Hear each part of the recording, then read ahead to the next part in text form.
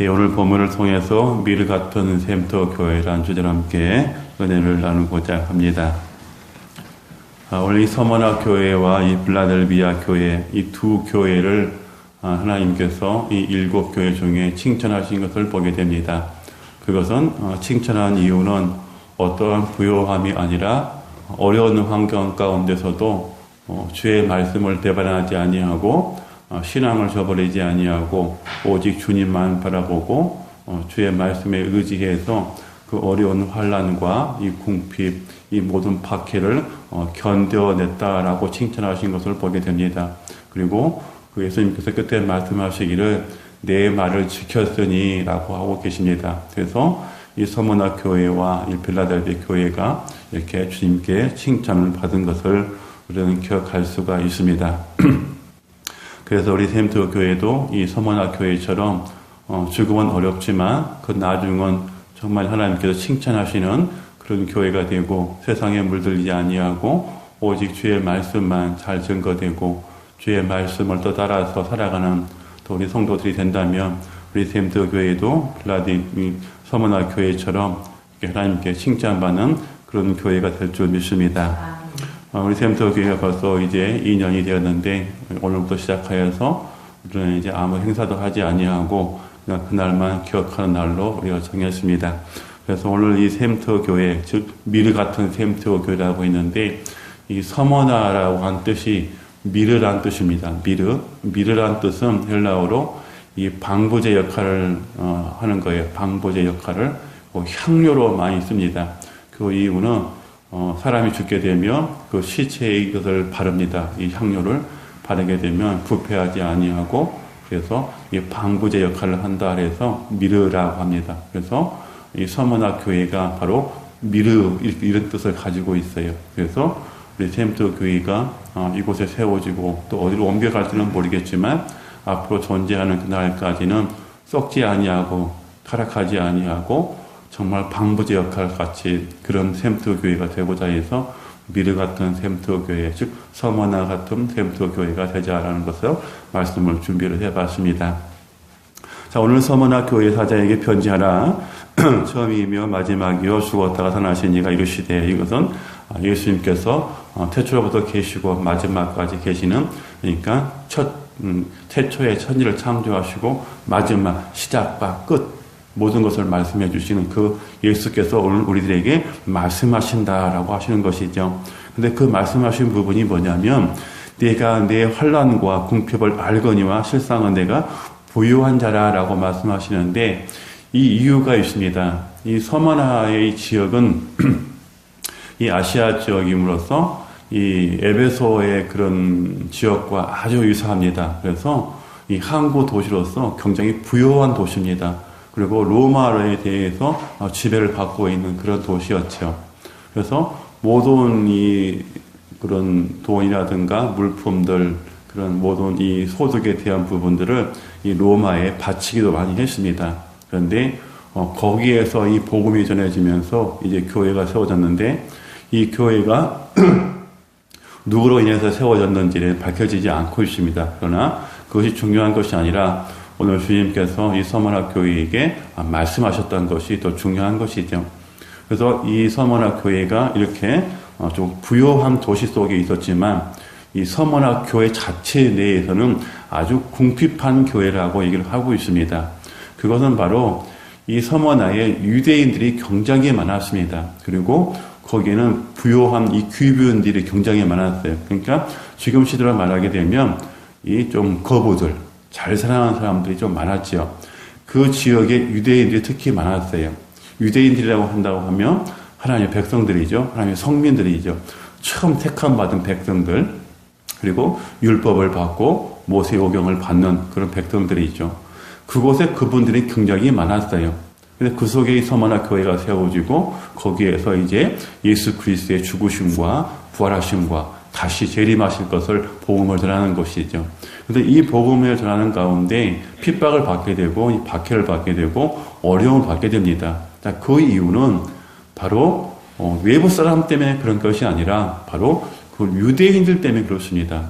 유대인들이 핍박을 하는 것이 왜 그러냐면 유대인들은 이 로마 총독의 정치를 이용하고 있었거든요.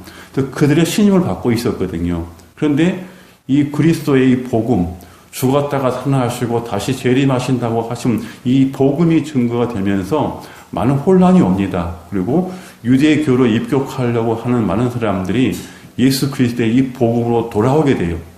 그것 때문에 이 그리스도인들을 박해를 하기 시작을 해요. 그리고 이 유대인들이 이 로마 이 정부에 돈을 바칩니다. 상납을 하게 돼요. 근데 그것이 한 10,000데나리온 정도를 상납을 계속해요. 그리고 자기들의 정치의 그런 권력을 계속 유지를 하는 거예요. 그러니까 뇌물을 주고 유지를 하는 것이죠. 그런데 이 돈이 얼마나 가치가 있냐면요. 그 당시에 한 데나리온이 그 한 사람의 하루 일당이에요. 그러면 지금 우리나라 평균으로 치게 되면 외부 이렇게 근로자를 치면 한 10만 원 정도 번다고 한다면 한 데나리온에 10만 원이니까 10,000데나리온, 1억 가까이 되는 돈이에요. 그런 돈들을 이 유대인들이 로마 총독 정치에 계속 상납을 하는 거예요. 그러면서 그 유대교의 세력을 켜나가는 것이죠. 근데 그 속에서 이 그리스도의 복음이 죽으시고 부활하시고 다시 재림하시는 이 사중 복음이 증거가 되기가 힘든 거예요. 그래서 계속해서 그 정치를 통해서 탄압을 하고 억압을 하고 돈을 착취해서 이 서머나 교회를 계속 조아가는 거예요. 복음을 전하지 못하도록. 그러니까 오늘 예수님께서 하시는 말씀이 그거죠. 네가 핍박을 받고 궁핍하고 환난에 당했지만 나는 너를 인정한다. 세상에서는 인정하지 아니하고 궁핍하고 어려운 환경이지만 먹을 것이 없는 그런 환경이지만 그래도 너희들은 믿음을 지키고 있구나. 내 말을 지키고 있구나. 내가 그것을 보고 있고 알고 있다. 그런데 그들이 유대인이라고 하지만 그들은 자칭 사탄이다라고 하는 거예요. 사탄들이다라고 하는 거예요. 사탄들이다. 그러니까 끝까지 그들을 통해서 너희들은 견뎌라. 견디면 너희들에게 생명의 면류관이 주어질 것이다. 그리고 거기에 내가 함께 할 것이다라고 분명히 말씀하신다는 것이죠. 그것을 지금 이 서머나 교회에게 예언적으로 말씀을 하시는 거예요. 예언적으로. 그래서 오늘 이 사도 요한을 통해서 이 서머나 교회 앞으로 있을 일들에 대해서 말씀하시는 것이죠. 그런데 여기서 뭐라고 하십니까? 자, 9절에 내가 내 환난과 궁핍을 알고니와 실상은 내가 부요한 자니라. 자칭 유대인이라고 하는 자들의 비방도 알거니와 실상은 유대인이 아니요 사탄의 회당이라 라고 하고 있어요. 자, 유대인들이 어떻게 유대인으로서 그들이 대표적으로 얘기를 하고 있냐고 하냐면 로마서 2장 28절에서 29절에서 이렇게 말씀하셔요. 대저 표면적 유대인이 아니요 표면적 육신의 할례가 아니라 오직 이면적 유대인이며 할례는 마음에 할지니 신령에 있고 의문에 있지 아니한 것이라. 그 칭찬이 사람에게서가 아니요 다만 하나님께서니라 라고 얘기를 하고 있어요. 이 바울이 그렇게 다 정확하게 설명을 하고 있는 거예요. 그러니까 너희들이 유대인이라고 하는데 이 유대인이 그냥 겉만 유대인이라는 거예요. 속사람이 유대인이 되어야 되는데 속사람이 할례를 받아야 되는데 속사람이 회개를 해야 되는데 그것이 아니하고 겉만, 그러니까 표적, 이 보피, 칼로 어느 한 부분 욕심을 베어내는 그 부분을 통해서 하나님의 자녀가 될 수 없다는 거예요. 이면적이 되어야 되는데 표면적이 보여지는 그런 보피가 아니라는 거죠. 그런 유대인이 아니라는 것이죠. 그런데 이들이 바로 정통적인 하나님의 자녀가 아니라 사탄이 지금 이용하고 있고 사탄의 무리들이다. 오직 지금 오히려 복음을 거절하고 복음을 방해한 자다. 그러면 예수 그리스도의 복음을 방해하는 건 누구예요? 사탄이잖아요. 그들이 만약에 메시아가 하나님의 아들이신 것을 알고 그들이 하나님의 성민이었고 참 이면적인 유대인이었으면 메시아를 영접을 해야죠. 유대교를 버리고 자신들의 부귀영화를 버리고 그 총독을 통해서 자기들의 권력을 버리고 지금 사중 복음이 증거되고 있을 때 그 복음을 받아들이는 것이 이면적이죠. 그런데 그것을 안 받아들이는 것이죠. 그러니까 예수님은 사탄이라 정해버린 거죠. 그래서 예수님께서 또 어떻게 말씀하십니까? 요한복음 8장 31절에서 47절의 말씀인데 다 읽을 수가 없기 때문에 제가 부분만 여러분에게 말씀을 드릴게요. 자, 사탄의 해가 무엇이냐? 바로 예수님께서 유대인들에게 이렇게 또 말씀하십니다. 그러므로 예수께서 자기를 믿는 유대인들에게 이르시되 너희가 내 말에 거하면 참 내 제자가 되고 진리를 알지니 진리가 너희를 자유케 하리라. 저희가 대답하되 우리가 아브라함의 자손이라 남의 종이 된 적이 없거늘 어찌하여 우리가 자유케 되리라고 하느냐. 자, 이것은 표면적 유대인을 지금 얘기하고 있는 거예요. 그들은 하나님의 아브라함의 자손인데 어찌 우리가 종이냐 이렇게 얘기하고 있는 것이죠. 그런데 예수님께서 말씀하십니다. 나도 너희가 아브라함의 자손인 줄 아노라. 그러나 내 말이 너희 속에 있을 곳이 없으므로 나를 죽이려 하는도다. 나는 내 아버지에게서 본 것을 말하고 너희는 너희 아버지에게서 들은 것을 행하느니라. 자, 분명히 나누어지고 있죠. 자, 하나님께서는 예수님은 하나님을 본 거로 말씀하고 있는데 사탄은 유대인들은 들은 것을 얘기한다는 거예요. 자, 들은 것은 누가 들었어요? 분명히 하나님은 아담과 하와를 통해서 보여주셨어요. 에덴 동산에서 선악과와 영생의 나무 두 그루를 보여주셨어요. 직접. 그런데 사탄은 보여주지 아니하고 기로 속삭였어요. 아담에게 야, 먹으면 죽지 않아. 괜찮아. 눈이 밝아질 거야 하고 들려줬단 말이에요. 그러니까 그 들음과 본 것의 차이를 말씀하는 거예요.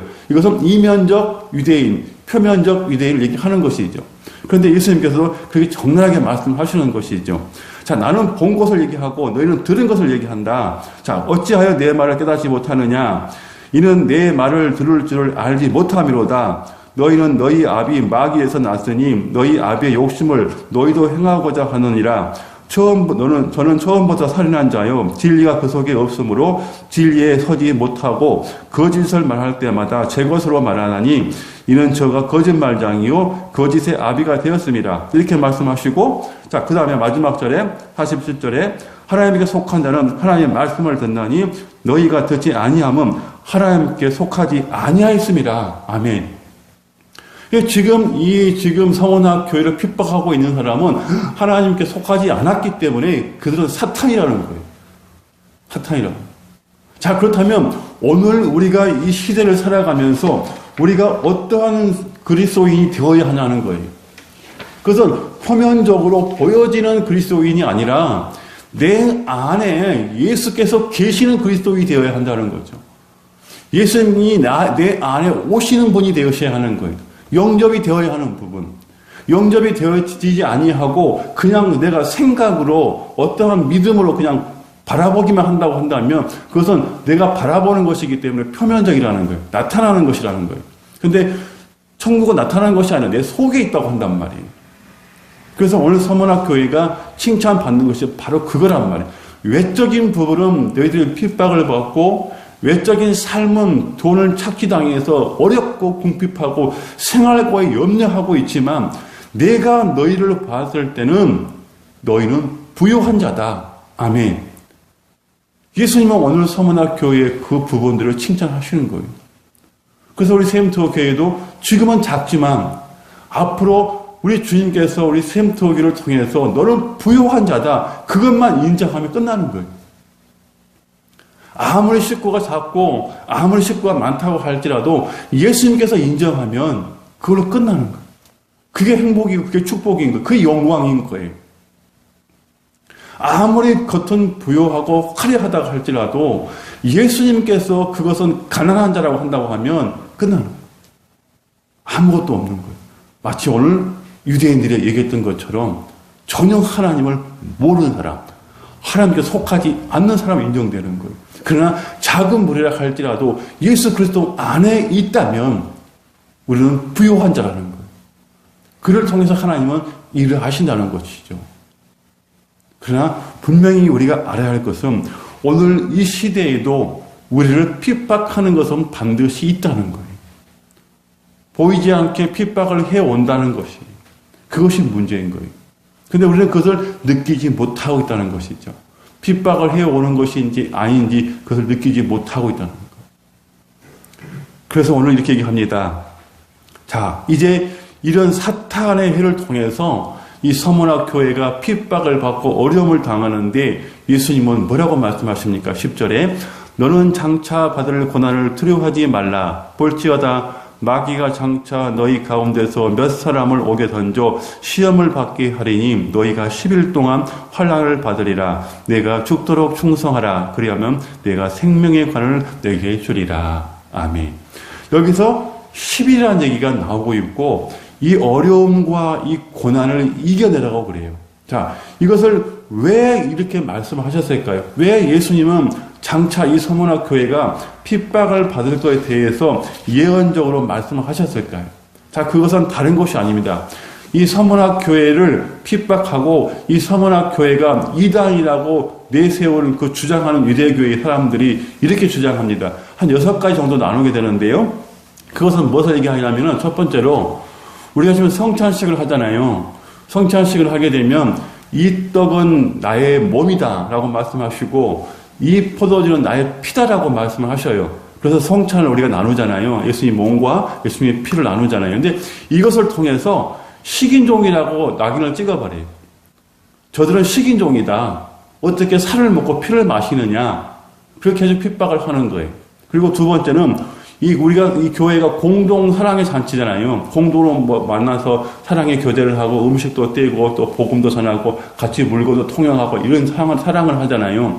이런 것을 통해서 그들이 뭐라고 얘기하냐면은 정욕적이고 방탕한 모임, 이 세상에 부도덕한 사람들 이렇게 딱 정해버린 거예요. 그래서 그걸 통해서 핍박을 하는 거예요.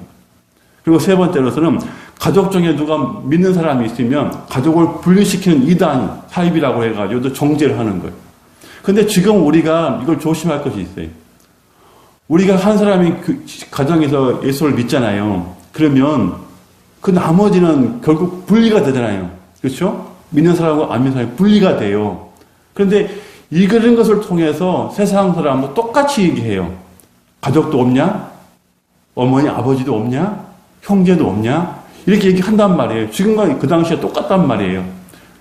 지금이나 2800년 전이나 똑같다는 얘기예요. 근데 우리가 이런 것들을 조심할 이유는 뭐냐면 절대적으로 우리가 예수를 믿는다고 해서 가족과 분리해서는 안 된다는 거예요.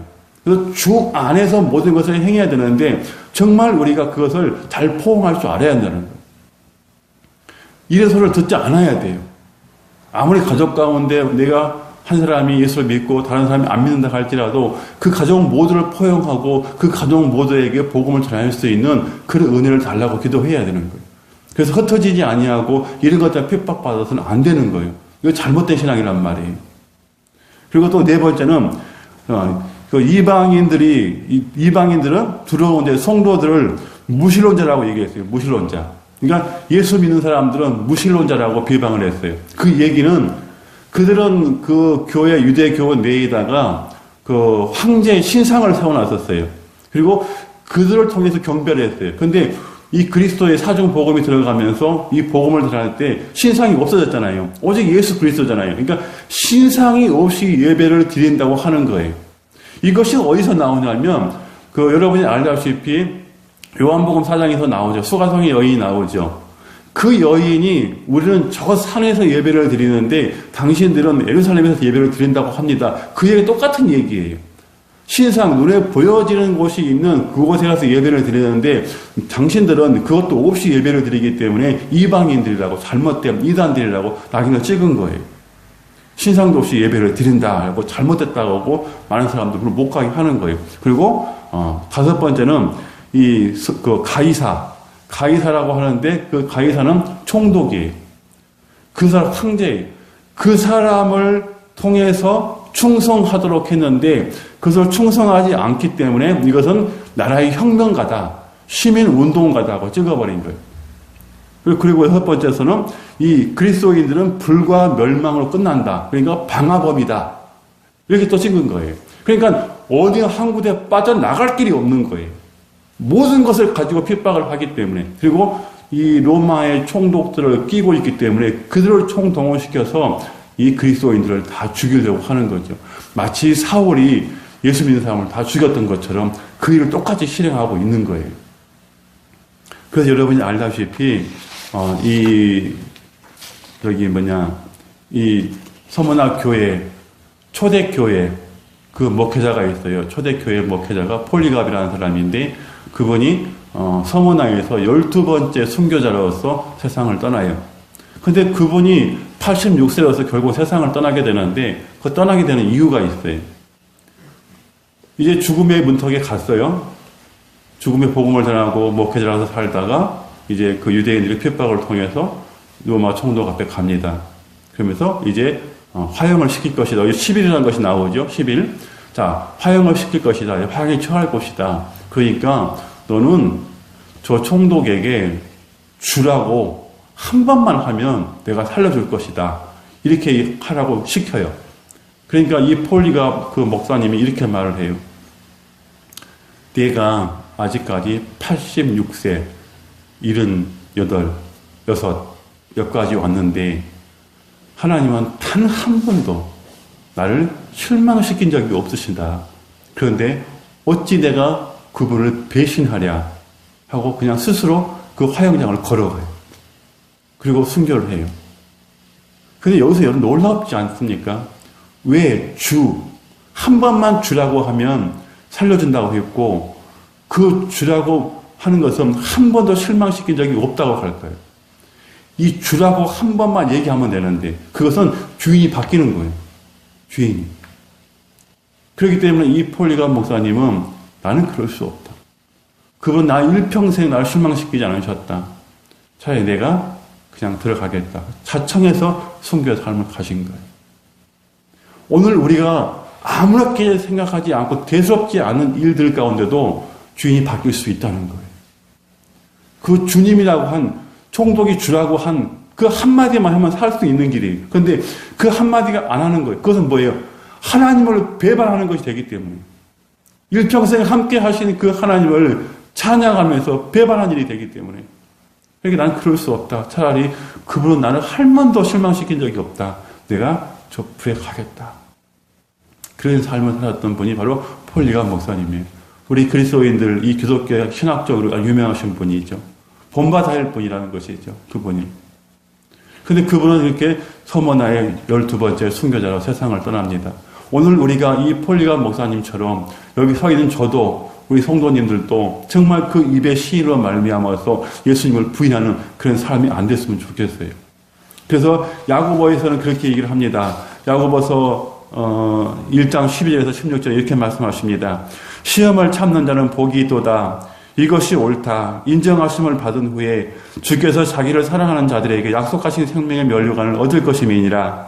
사람이 시험을 받을 때에 내가 하나님께 시험을 받는다 하지 말지니 하나님은 악에게 시험을 받지도 아니하시고 친히 아무도 시험하지 아니하시느니라.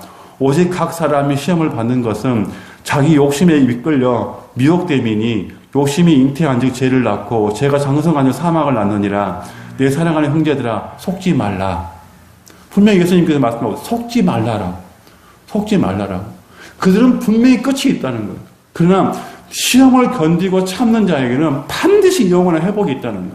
오늘 성경에서 말씀하지 않습니까? 10일 동안 내가 환난을 받을 것이다. 이것은 10일이라는 단어는 그렇게 짧은 시간을 말씀하는 거예요. 짧은 시간. 10일이라는 단어가 아니고 그만큼 짧게 고난을 받지만 그것을 부인했을 때는 영원히 죽을 것이라는 거죠. 영원히 고통받을 것이라는 것이죠. 그러나 너희가 짧은 고통을 통해서 견디면 내가 생명의 면류관을 너희에게 줄 것이다. 이렇게 말씀을 하시는 거예요.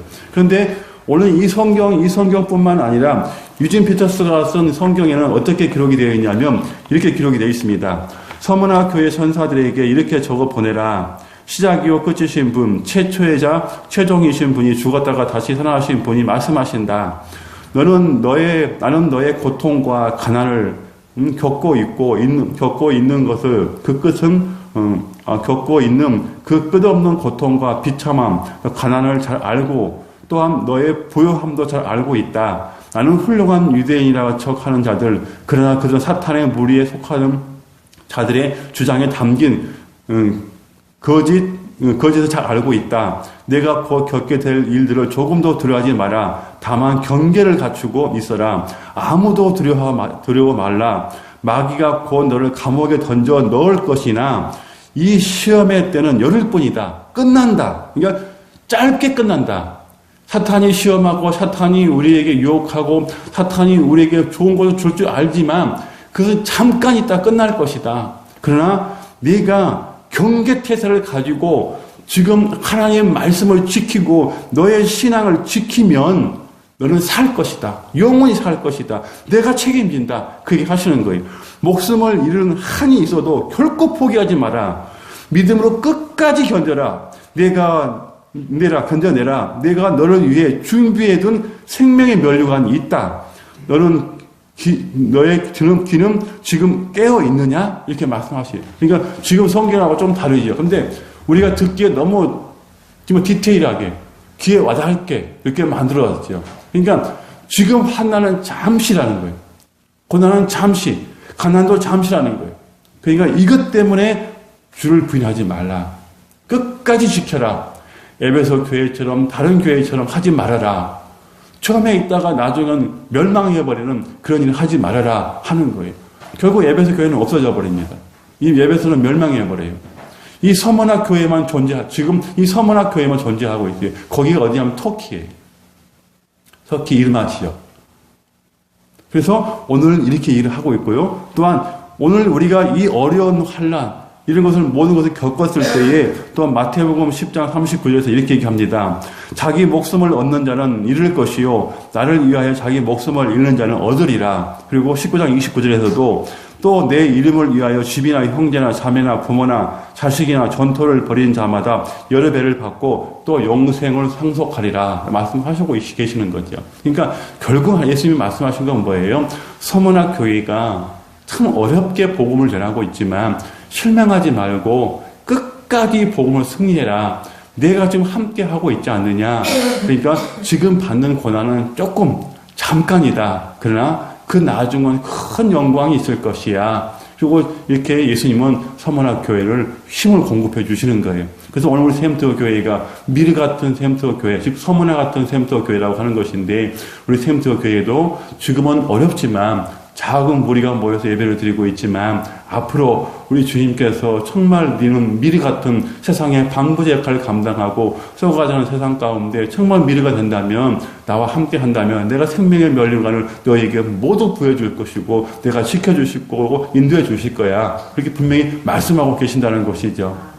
그래서 오늘도 우리는 이 말씀을 굳게 붙잡고 우리 샘터 교회가 정말 이 서머나 교회처럼 앞으로 전진해 나가서 더욱더 하나님 보시기에 좋은 교회로 남고 많은 사람들이 이곳에서 예수님을 만나고 또 영생을 얻어가는 그런 삶을 살아가는 우리 샘터 교회가 됐으면 좋겠습니다. 그러니까 여러분께서도 이 일에 다 동참해 주시고 정말 믿음으로 굳건히 서서 주를 부인하지 아니하고 세상에 속하지 아니하고 오직 주님만 따라가고 주의 말씀에 순종해 삶을 산다면 분명히 우리 주님은 저와 여러분들에게 예비해 주신 그 생명의 면류관을 주시게 될 것입니다.